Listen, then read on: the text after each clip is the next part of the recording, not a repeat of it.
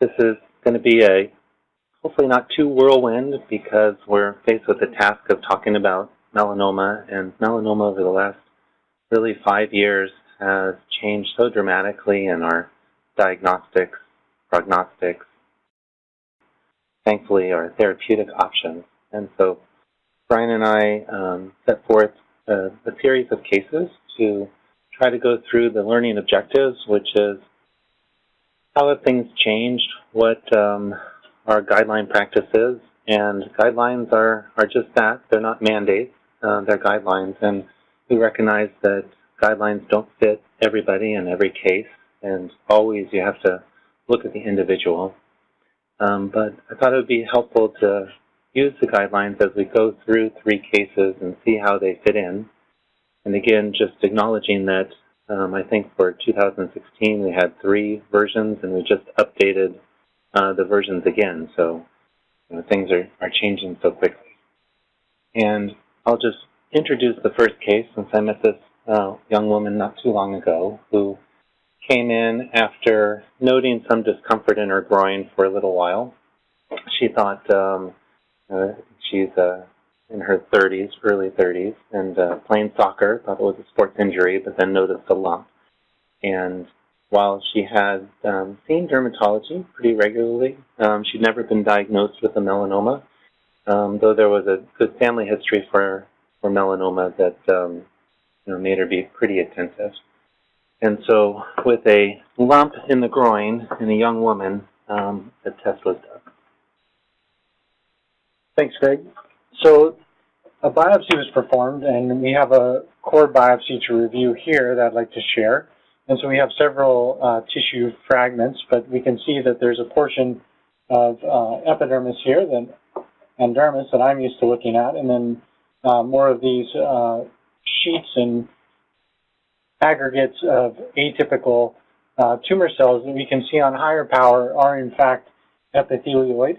And on a little higher power, we can see that they have prominent nucleoli, and many of these cells are molding together, and we can see hyperchromasia and many of these features with the epithelioid cytoplasm and this hyperchromatic atypical nucleolus. These features are compatible with melanoma, but given the fragmented nature of the specimen and the core biopsy itself, an immunostain was performed, and this is Soxatin. And so many of you might be familiar with this nuclear immunostain. It's a melanocytic marker, and it essentially combines the sensitivity of S100 and the specificity of melanA. So it's probably the best nuclear marker that we have, and you can see avid positivity in the tumor cells marked with a red chromogen. So a diagnosis was rendered, melanoma, and of course, by nature, it's metastatic. And unfortunately for this young woman, there is no known primary at the time of this biopsy. So melanoma of unknown primary is a very difficult circumstance. It can be an arduous battle to try to find the primary, and you could even ask yourself how hard should you look, because you're already dealing with at least a stage 3, maybe even stage 4 melanoma. But it's always good practice to do yourself or to send the patient to dermatology for a total body skin examination, and of course ask the patient if they've had prior skin biopsies, because a regressed melanocytic lesion is perhaps the most likely culprit when you have a metastatic melanoma and you're trying to uncover the primary. So Wood's lamp examination can be helpful when looking at regression. Similar to when I assess a patient with vitiligo, you can actually see that kind of depigmentation, and that can be a subtle clue to regression clinically. And then a full head and neck exam, sending the patient to our colleagues in ear, nose, and throat and ophthalmology, and then performing imaging studies to determine how widespread the disease process really is with a PET, CT, and MRI. And so staging has to take into account, obviously, the N and the M only, because the tumor is not tethered to the cutaneous surface. So, metastatic melanoma of unknown primary, what do we know about it? Well, it was first introduced into the lexicon in 1952, but it probably first surfaced around 1917. And if you look at this article by Pack and colleagues, it's an old one in the literature, but it's a fantastic collection of melanoma cases. And it introduces this terminology, which has lived on. And the definition of metastatic melanoma of unknown primary is an absence of a prior cutaneous tumor, obviously, but it has to exclude unusual primaries. So if the patient has an ocular melanoma, that can't be considered metastatic melanoma of unknown primary. And it accounts for approximately 1 to 8% of all melanomas, but as I'll introduce in a series in a few slides, the most likely incidence is around 3%. And there are two groups of tumors. So you can have either nodal-based disease or non-nodal-based disease, and the latter could include a visceral organ. So how does one develop melanoma of unknown primary? Well, perhaps there's an entity known as primary dermal melanoma. So there is a thought that neurocystic origin in the dermis can lead to progression and transformation and development of the melanoma that would not be clinically visible on the skin surface, and then that would travel to the lymph node. That's pretty unusual. The more common scenario, like I mentioned, is a regressed melanocytic lesion, usually a primary cutaneous melanoma that is distal to the more proximal metastasis. And then there is a possibility that a nodal nevus can transform into melanoma, and so we see this a lot in lymph node biopsies. We see nevi a lot in the subcapsular zone of a lymph node, but what we don't see a lot is transformation of that nevus into melanoma, but it's conceivable. So back to our patient, a total body skin examination was performed, and 8 subsequent biopsies at a community hospital were performed, and shaves were done. And so when I'm looking at these lesions histologically, I much prefer a shave biopsy, a broad shave, to a punch. Obviously, the preferable technique would be an excisional biopsy, but a shave is definitely better than, a broad shave is definitely better than a small punch biopsy. So right lateral calf, this was the most concerning of the 8. And so here we can see a haphazard distribution of intraepidermal nests and extending all the way across the junctional zone. And then in the dermis, we can see this disorganized nesting pattern. And on higher power, we can recognize some of the nuclear features that we saw in that core biopsy with really large nuclei, so nucleomegaly, and then hyperchromasia as well, and some powdery melanin. And then the cytoplasm of these cells is rather large, and there's a subjacent lymphocytic infiltrate, so a bit of a host response that's quite brisk. And looking over to one side, we can see changes that are suggestive of regression, where we have a nest right here, but in the intervening epithelium, there is no melanocytic proliferation, so perhaps this is a focus of regression where we have fibrosis and what looks like scar, and then beneath that there are lymphocytes. So this collection of changes is suggestive of regression. And then here I pointed out a mitotic figure, so it's important to remember that in thin melanoma, those that are below kind of the 0.76 or 1, depending on who we're referencing, one mitotic figure can make a big difference in upstaging the patient if it's a non-ulcerated lesion. So primary or not, that is the question, and so the tools that we have changed rapidly in the last 5 years. So immunohistochemistry would be the cheapest way to compare these two tumors. So we have a lesion from the right calf, we have this nodule in the groin, and we could do BRAF immunohistochemistry, and if the staining is concordant, if both are BRAF positive by immunohistochemistry, then that would lead us to believe that these tumors are related and that the calf lesion is the primary and the node in the groin on the right side is a metastasis.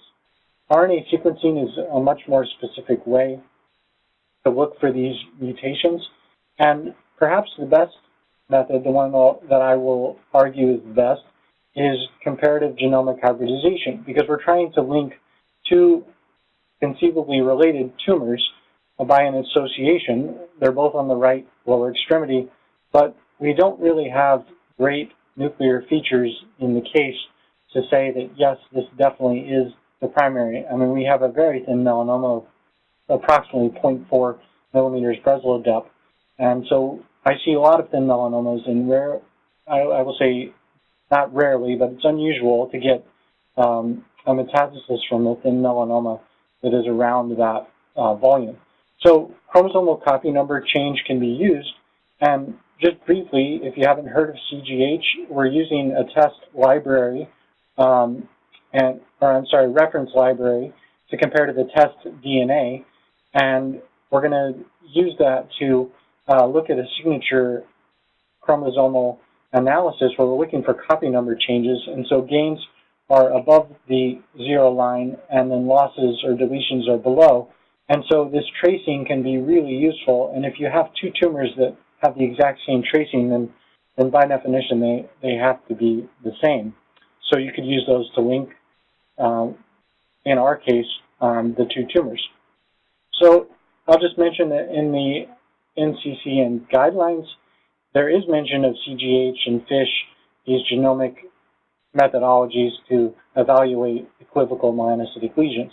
So what about risk stratification? I mentioned that thin melanoma really shouldn't be doing this at 0.4 millimeters Breslow, but about 2/3 of patients with a metastasis may be node negative at diagnosis. So how useful is our sentinel lymph node biopsy? Well, I think it definitely is still useful, but we are definitely in an era where gene expression profiling may be helpful.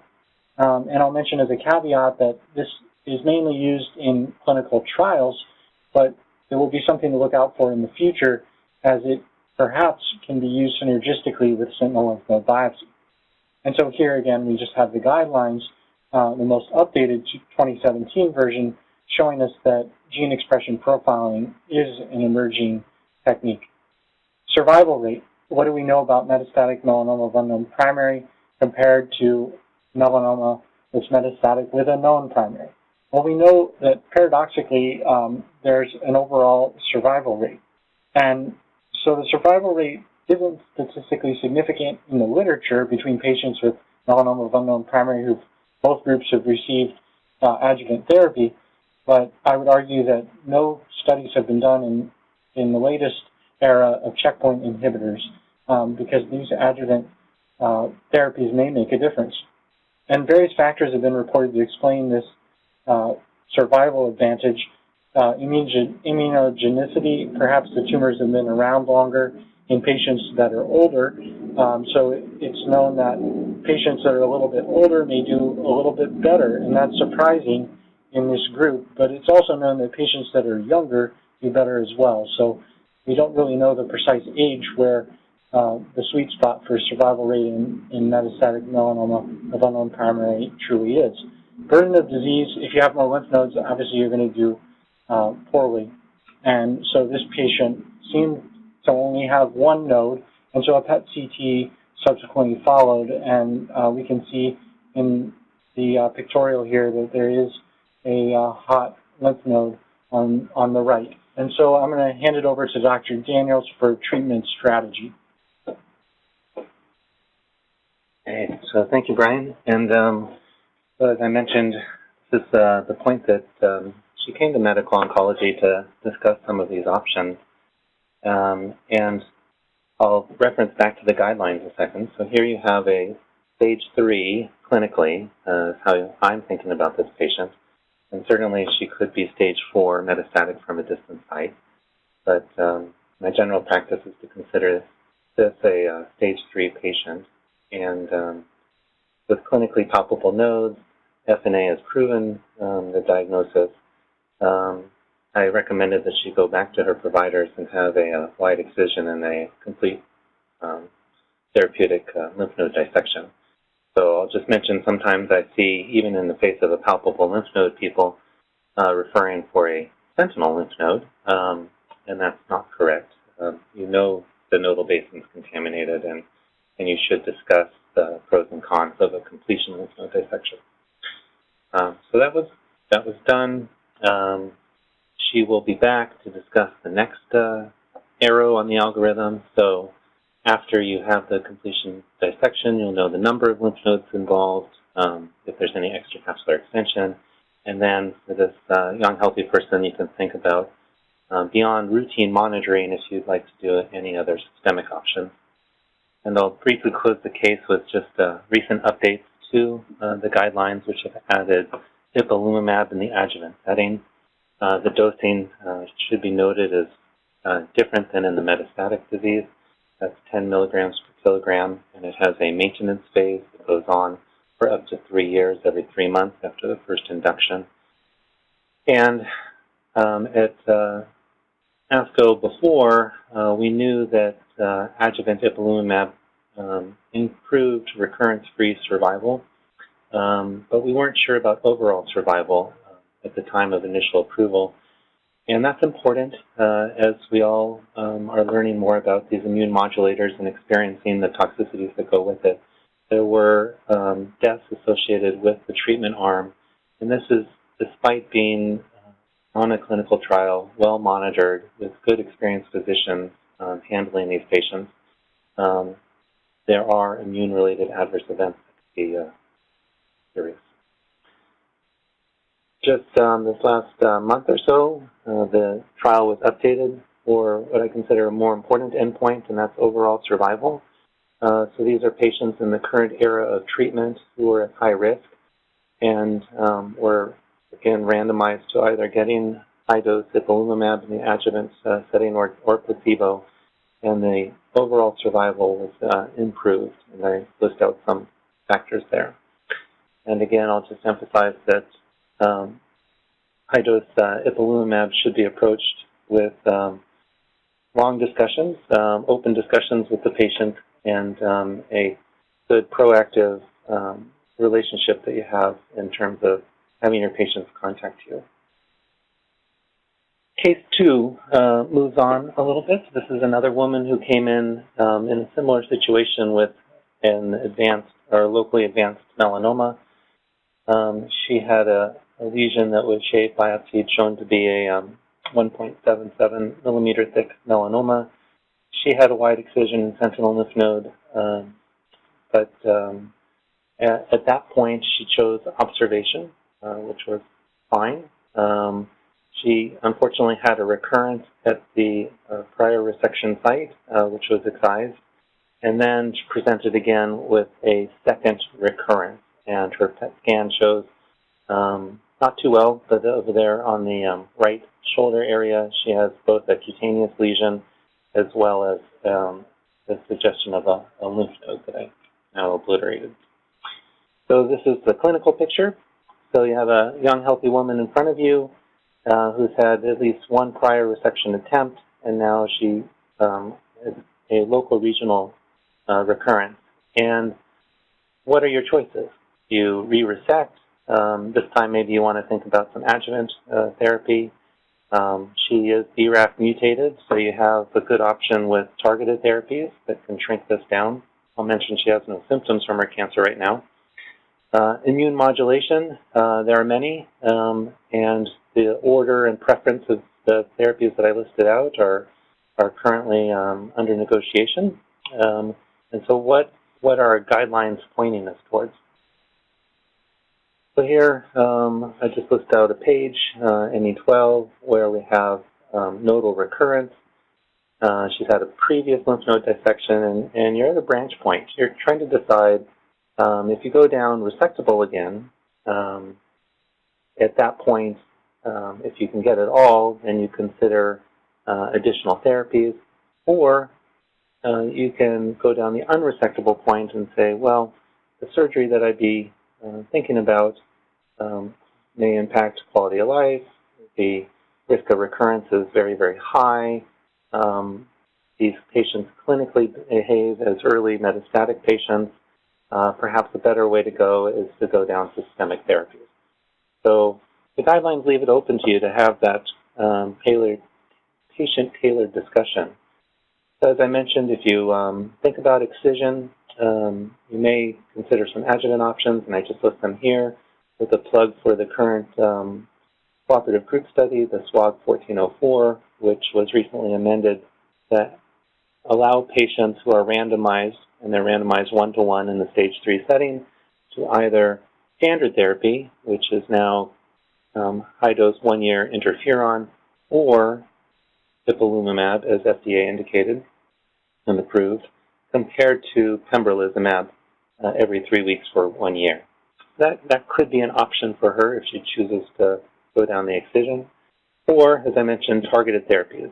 And recently updated at ASCO was one of the combinations of BRAF and MEK, and I just list out the curves for you there. However, a second way to think about her is unresectable. And I threw up the current iteration of the systemic therapies that one can consider in treating a patient like this. And it's overwhelming. There are many treatment options. And data continues to move forward and mature to help guide us. This is Jed Wolchuk's update from ASCO. It was the 3-arm randomized study which confirmed what he originally saw in his early phase 1 study, outlining the benefit of combined immune blockade. So these are the updated progression-free survival curves, and I outlined whether there's PD-L1 staining as defined per the protocol less than or greater than 5%.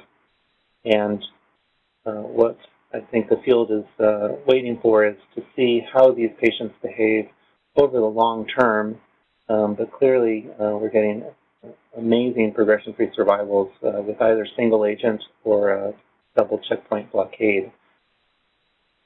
But this progression-free survival and overall survival benefit comes with a cost, and this is a phase 2 study presented by Steve Hody at the same meeting, looking at ipilimumab and nivolumab. And here we have patients that are in the figure 4B, that top curve in brown.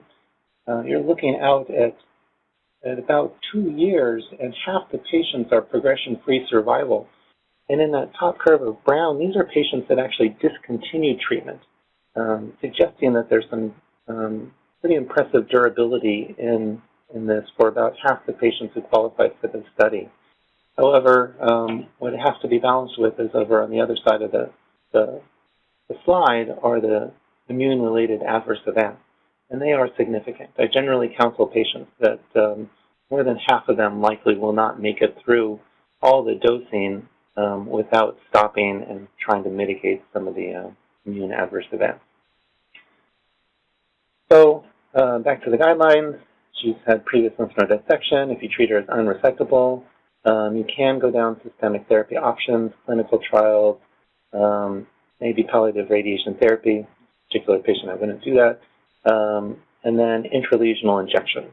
So I wanted to call out another kind of recent change to the guidelines and the data that supports that. This telimagene, or TVEC as it's known, is a genetically engineered oncolytic herpes virus, and I give you some references there.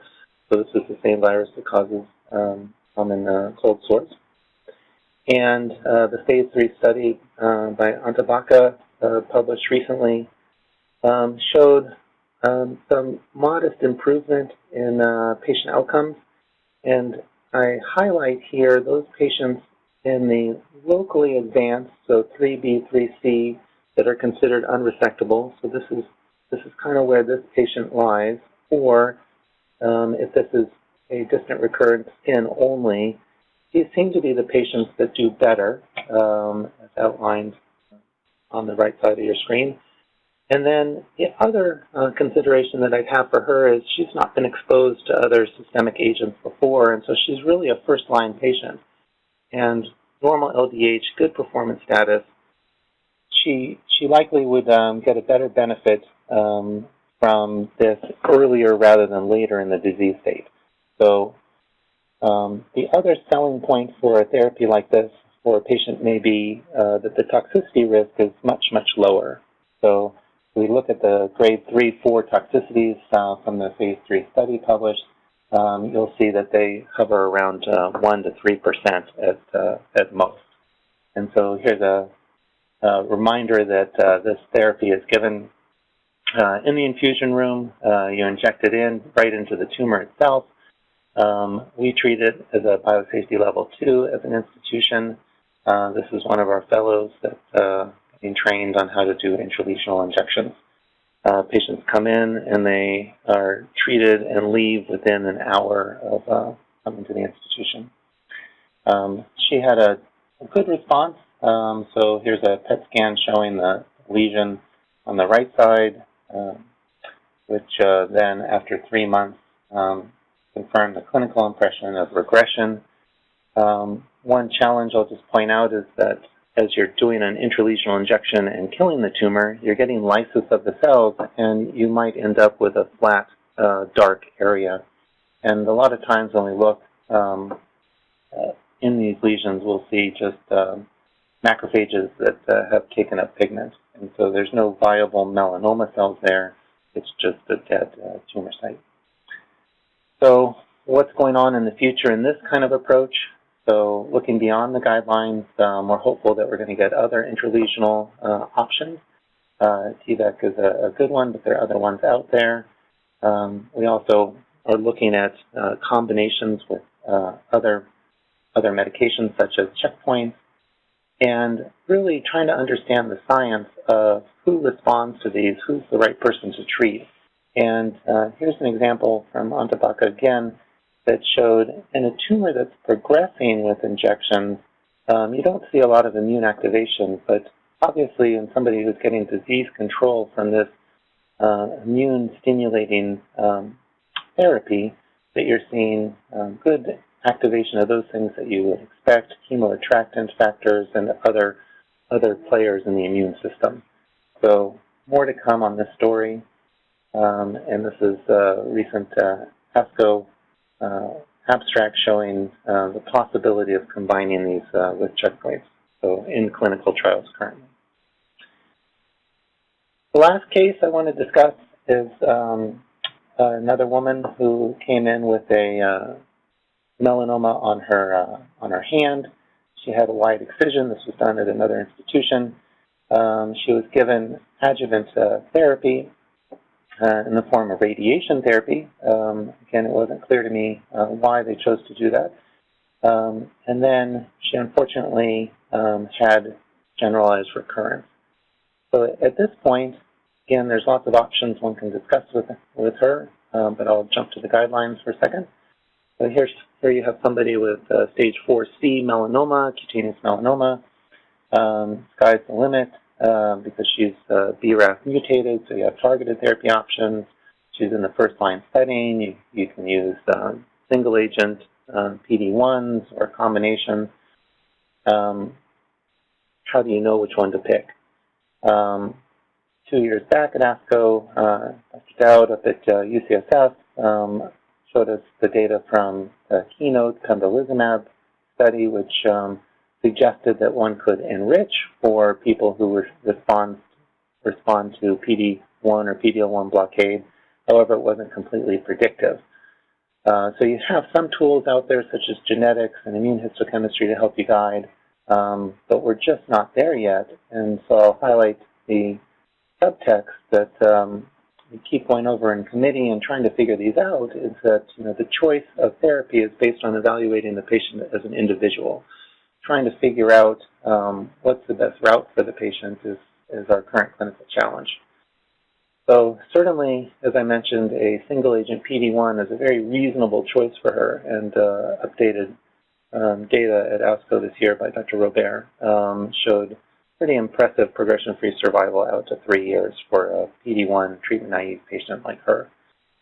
She chose at this juncture to stay within the guidelines and do a clinical trial, and went to see Dr. Rebus up at UCLA, who has really been leading the forefront in the idea of combination therapies and immune modulation. And one of his points is to try to use the targeted therapy high response rate with the durability of immune therapy to push the curve to that ideal where more patients are getting long-term disease control. And this was a trial looking at PD-1 blockade with BRAF/MEK inhibitors. And has been shown already in this trial, there's a very high response rate with this treatment. And she had a nice response on scans and improved clinically. Unfortunately, she had a complication down the road where she got a DVT and was placed on anticoagulation, and at that point had progressed. So when you have somebody progressing on anti-PD-1 therapy, we're currently trying to figure out why. And if somebody initially responds, presumably there's been some sort of selection process that either has taken advantage of something innate that grew out or was an acquired resistance. And in the interest of time, I won't go over this too detailed, but there are some recent publications, and one by Dr. Rebus in the New England Journal, which document examples of loss of reactivity to immune therapies based on these immune modulating activities. So she progressed in September of last year. She went on to another clinical trial with novel BRAF/MEK inhibitors. This did not last long for clinical benefit. She had a mild mixed response, but then quickly progressed. And at that point, she's now had both PD-1 checkpoint and BRAF inhibitors. Where do the guidelines take us? So here's how she presented to us. She was bleeding from her lesion. It was painful. Her hemoglobin had dropped. The hospital team had seen her and spoken about radiation. We were trying to decide between different immune therapy options, clinical trials. And in this patient who has had first-line therapies, arguably second-line therapies, she still has a decent performance status. So I'm trying to figure out, from this list where to go. And again, I just highlight this case because it's the challenge. What's the next best therapy for her is going to be a clinical judgment. We don't know if there's an optimal order to therapies. We don't know how to match beyond some of our rudimentary testing for patients. We don't know some of these intrinsic and acquired resistance pathways or how best to reverse them. And when we get a patient, we always have in the back of our mind the idea of toxicity and response and that balance and trying to better get those windows. These are really current challenges for a patient like this. What can we do? In my thinking, if a patient comes in progressing on a PD-1 and progressing on a BRAF, I'm unfortunately getting the feeling that she's not immune responsive anymore. And amazing work is being done out of the University of Chicago. This is, again, a highlight from Dr. Luke's presentation at ASCO this year, which showed inflamed tumors versus non-inflamed and some of the intrinsic control switches for that. Also at ASCO, and I grabbed an old slide from the group showing how one can change that non-inflamed phenotype back towards inflammation, potentially with radiation. But you can also think of other tools, thermal ablations, targeted therapies that might stress the tumor, or even cytotoxic chemotherapies used perhaps at different doses. So all these things are trying to address this idea of how do we relight the fire that these checkpoints can take advantage of in a tumor. So we think this phenomena is going on, that we can do this. Preliminary data from case series and some early clinical trials are suggesting here's some data for ipilimumab in patients who have had some local therapy done, which seems to enhance the response rates in cutaneous melanoma patients, as well as for older therapies such as IL-2. So this is bolus IL-2 and the group up in Oregon who had done radiation deliberately in high fraction dosing to try to then potentiate the effects of IL-2, suggesting an interaction there in melanoma and kidney cancers. So back to our patient and the guidelines.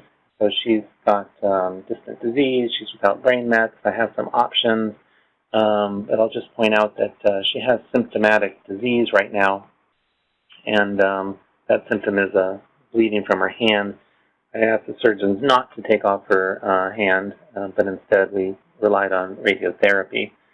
And so she had radiotherapy to the bleeding lesion, which was a short course and had a nice clinical response, and then gave her double checkpoint blockade, where she had a clinical benefit. So it's pretty evident after 2 or 3 infusions of the combination of ipilimumab and nivolumab.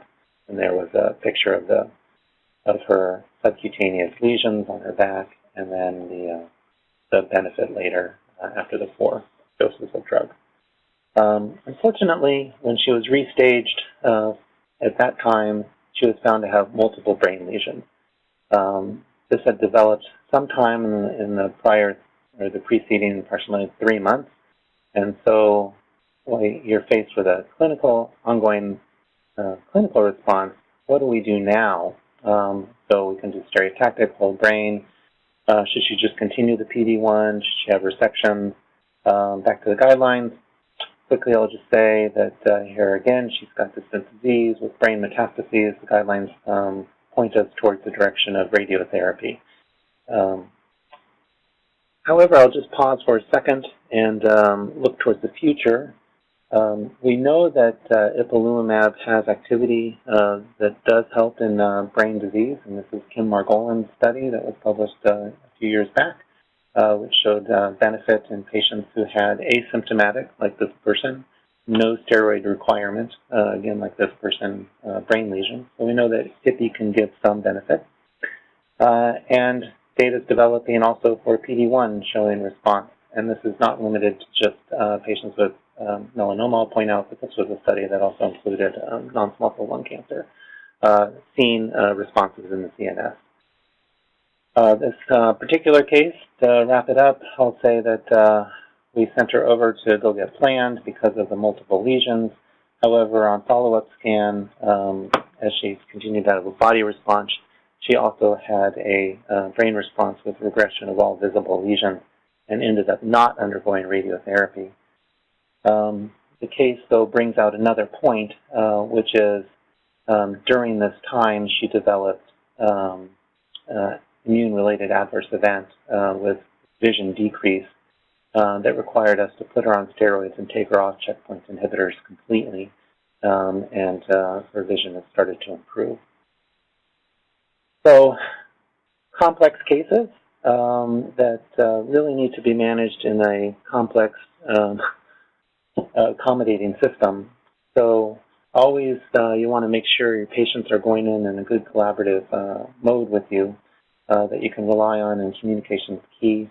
I rely on many people to help out with these patients, including nursing, pharmacy, and the clinical trials team, but also institutional support and making sure that we have the systems in place that allow quick identification of patients coming in with immune-related adverse events and the expertise at hand to try to deal with this. And all these patients came in referred, and just highlight the importance of a clinical partnership that an academic center needs to have to try to help liaison some of these complex cases that are happening out in the community. And I want to thank everybody for their attention during this.